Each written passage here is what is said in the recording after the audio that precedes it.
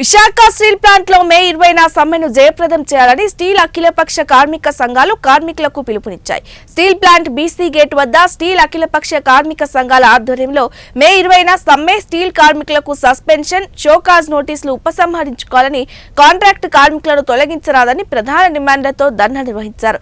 ఈ ధర్నాకు steel CITU గౌరవ అధ్యక్షులు జె అయోధ్యరామ్ అధ్యక్షతన నిర్వహించారు. విశాఖ స్టీల్ ప్లాంట్ లో అప్రకటిత ఎమర్జెన్సీని యాజమాన్యం అనుసరిస్తోందని తీవ్రంగా విమర్శించారు జిల్లా సిఐటియు నాయకులు రామారావు. ఈరోజు రాష్ట్ర ముఖ్యమంత్రి చంద్రబాబు నాయుడు గారు పదే పదే చెప్తా ఉన్నారు, సమర్థవంతమైన యాజమాన్యం కావాలని అడుగుతా ఉన్నాం. అయ్యా, సమర్థవంతమైన యాజమాన్యం ఎక్కడ ఉందని చెప్పేసి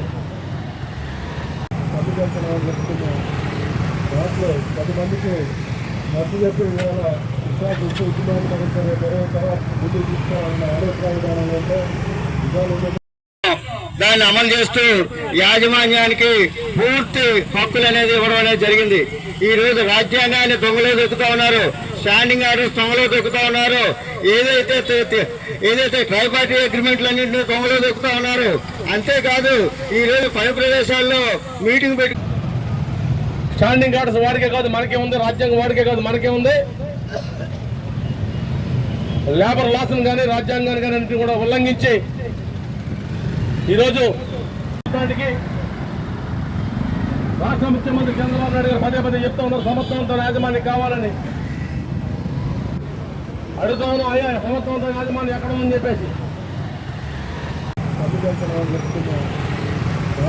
10 మందికి నచ్చ చెప్పి ఇవాళ విశాఖ ఉద్యమాన్ని తర్వాత ముందుకు తీసుకోవాలన్న ఆలోచన విధానం అంటే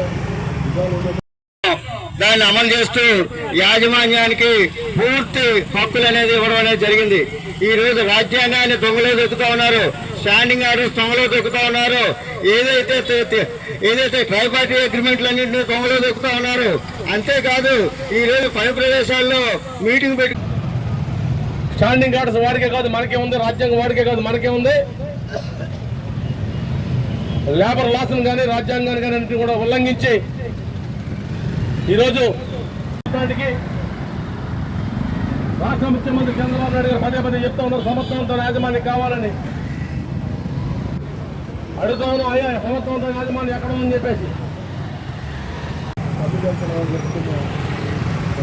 10 మందికి నచ్చ చెప్పి ఇవాళ విశాఖ ఉద్యమాన్ని తర్వాత ముందుకు తీసుకోవాలన్న ఆలోచన విధానం అంటే దాన్ని అమలు చేస్తూ యాజమాన్యానికి